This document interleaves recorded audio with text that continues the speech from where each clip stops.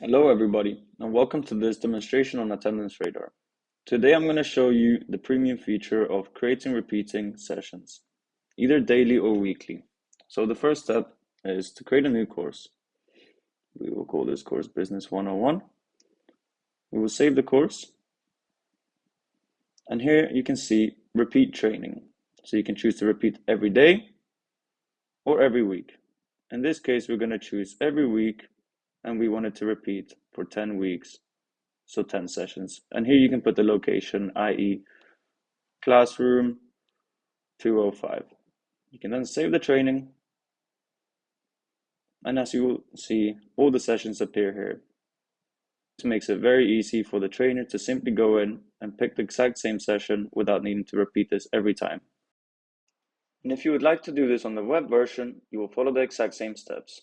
Start by adding a new course, then choose a title, save this course, and add a new training.